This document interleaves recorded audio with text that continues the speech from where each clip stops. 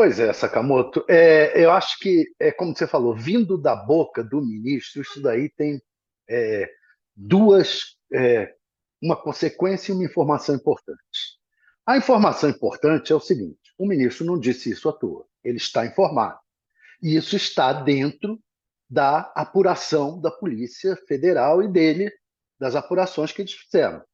Não foi divulgado ainda, mas tem ali esse plano de que ele sofresse atentado devidamente documentado para ele dizer isso. Quer dizer, vai vir alguma coisa aí é, mais forte sobre esses planos, sobre o que vai ser revelado ainda da investigação. Isso é uma das questões.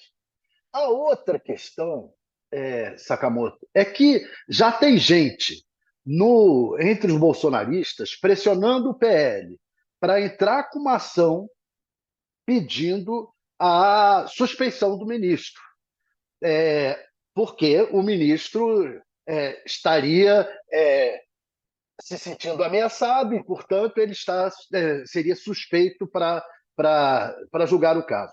Não, isso não, os bolsonaristas acham que se o PL não entrar, eles estão procurando já advogados e vendo forma de eles próprios entrarem.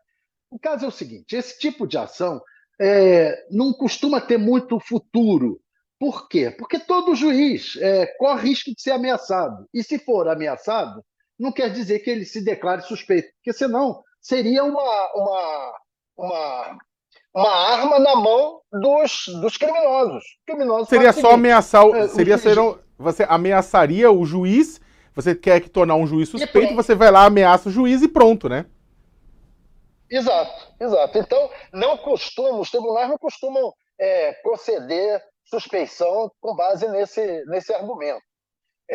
Agora, então eu considero que a notícia é essa, provavelmente, os bolsonaristas vão tentar entrar com processo de suspeição contra o ministro, acho que não vão conseguir, mas o mais importante disso tudo é que o ministro tem uma informação é, confiável, que se não fosse confiável ele não viria a público dizer, de que havia um plano de matá-lo, um plano de atentado contra ele.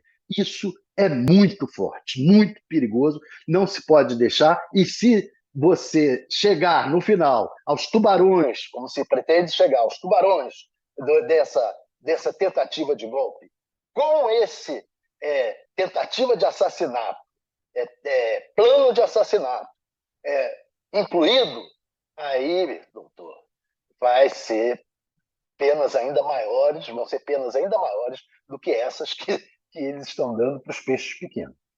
Ô Thales, e até aproveitando, vamos explorar um pouco mais esse tema. Segunda-feira a gente tem o primeiro aniversário dos atos golpistas, né? Tem um ponto interessante, porque nesse último ano, bem, primeiro que eu acho que para todo mundo que vai falar, que todo mundo, quando a gente fala de atos golpistas, parece que aconteceu uma década, né? Aconteceu tanta coisa nesse ano que passou, em 2023, que parece até que isso já faz parte do passado e não faz. Isso faz apenas um ano. Aconteceu logo na primeira semana pós-posse de Lula, né? A presidência da República. Acontece como consequência de uma série de ameaças, né, do próprio ex-presidente Jair Bolsonaro, mas parece ao longo desse ano que a gente acabou normalizando, a gente acabou tornando isso como quase que um fato histórico, esquecendo que isso é algo que está plantado no tempo presente ainda como uma ameaça, né? Dentro disso que você falou, né, da gravidade desses acontecimentos, da gravidade da ameaça, do que é um plano para matar um presidente de tribunal superior, né? O que você acha que deveria ser feito por parte das autoridades? Além, é claro, de eventos, de atos, de lembranças. O que é preciso fazer para que isso não fique, para que não deixe passar, que isso seja garantido, que fique na memória e sirva de exemplo? Olha, Sakamoto, não há dúvida de que a primeira coisa que tem que ser feita é concluir essa investigação, apontando os mentores desse golpe. E aí vai pegar ali em torno do Palácio do Planalto, né? O ministro mesmo, na entrevista, cita en passant que a ABIN estaria envolvida. Quer dizer, havia o plano de sequestrá-lo e que a Abril estaria envolvida. Pelo que eu entendi da entrevista, tem uma parte que ele fala en passant isso. Então, se vai chegar ali no entorno do ex-presidente. Primeira coisa é concluir o mais rapidamente e de maneira mais consistente possível esse inquérito, pegar essas pessoas, os tubarões, as pessoas os mentores do plano de golpe e do plano de assassinato e prender essas pessoas. Prender. Então, se for o ex-presidente Bolsonaro, desculpe. Se o senhor estava por trás desse plano, me desculpe. Se o plano desandou, não era bem isso que eu queria, me desculpe, o senhor tem algum nível de responsabilidade. Se a ABIN estava envolvida, me desculpe, general Heleno. O senhor tem algum nível de responsabilidade, ou como é isso? Então tem que haver, essa é a questão fundamental, é a investigação ser uma investigação segura e rápida, para que essas pessoas sejam devidamente presas. Thales, tem um outro ponto da entrevista que o ministro Alexandre de Moraes deu aos nossos colegas do jornal o Globo, que é bastante interessante, que ele fala que foi acertada a prisão do governador do Distrito Federal, né, o afastamento, né, do governador do Distrito Federal, Ibanez Rocha, do cargo, né? Na prática, ele coloca que a Polícia Militar do Distrito Federal poderia ter bloqueado aquilo e não bloqueou. Aí ele joga uma responsabilidade em cima do Ibanez e fala que foi útil, foi importante aquele momento de afastamento, né, do Ibanez para mandar também uma mensagem ao restante de governadores do Brasil que teriam uma tendência mais próxima a esses atos, né, as pessoas que estavam naqueles atos, ou mesmo ao ex-presidente Jair Bolsonaro, para mandar um recado para eles do que não seria aceito o mesmo que acontecesse, ou não seria aceito insubordinação por parte de polícias militares em outros cantos do Brasil. Ou seja, não seria aceito aquela coisa da teoria do dominó, né? Caiu uma pedra, já caiu uma, caem outras na sequência, né? Como é que você avalia isso? Você concorda com ele, que essa avaliação? Perfeitíssima, perfeitíssima. É claro, isso daí era fundamental. A prisão. Primeiro, ele falou também na entrevista: eu fui secretário de Polícia Civil, não sei se de Polícia Civil ou de Segurança, mas eu fui secretário de Segurança Pública, né? Então, eu fui secretário e sei da responsabilidade que a Polícia Militar do Distrito Federal teve no caso. Então, precisava haver uma intervenção na Polícia Militar, na segurança do Distrito Federal. E essa intervenção era necessária, era possível, era fundamental que houvesse o afastamento do governador. Então, o afastamento do governador, por todos os motivos, era importante para se poder entrar na Polícia Militar do Distrito Federal, o que foi feito. Segundo, esse efeito dominó também, evitar que outros governadores bolsonaristas tentassem, se estivessem envolvidos nesse plano de sublevação, viessem a movimentar as suas polícias militares, achar que poderiam fazer alguma coisa. A prisão imediata, agir de forma dura. E tem outra coisa que ele falou ali também, é que ele sugeriu que deu a entender que a GLO não era muito boa, era melhor se cuidasse só da área de segurança. Ele disse que lembrei que a GLO do Rio de Janeiro foi só na área de segurança e que uma intervenção importante é na área de segurança. E foi o que foi feito, né? Uma intervenção na área de segurança e não uma GLO. Se tivesse havido a GLO, teria havido isso aí, teria se dado um passo decisivo para o golpe. E não ter havido essa GLO foi fundamental. Fundamental.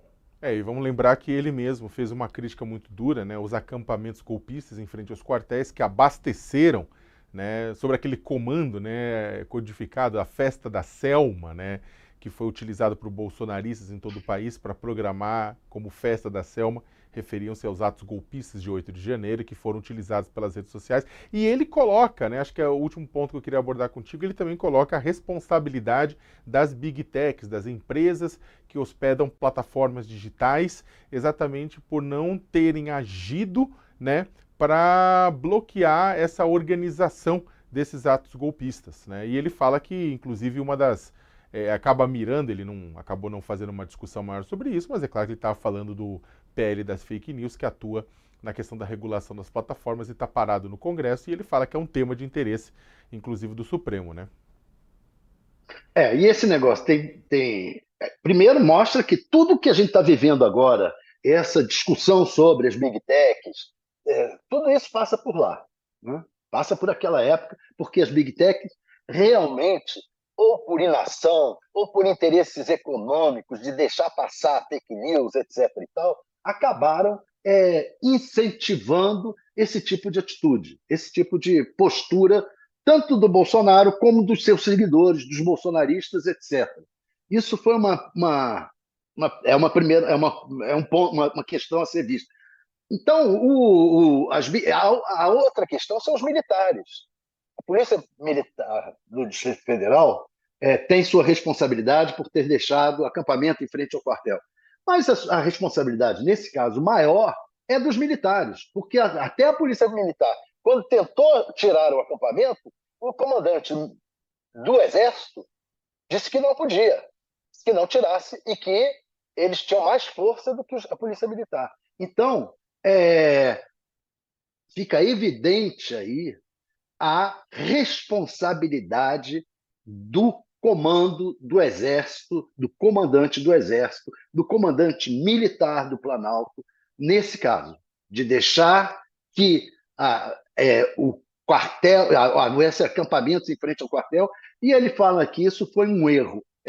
Eu não classifico como um simples erro, porque se você é um militar com formação estratégica, etc., você sabe que não pode deixar aquilo na frente. Os militares nunca deixaram um acampamento de sem terra em frente a quartel. Nunca deixaram. E nunca deixaram com razão. Você não vai deixar acampamento de sem terra, acampamento de manifestantes em frente ao quartel, seja qual for o manifestante. Então, ao deixar ali, deixaram as digitais de que alguém no comando do Exército estava sendo conivente com o plano. E aí é preciso que essa pessoa seja identificada e devidamente punida.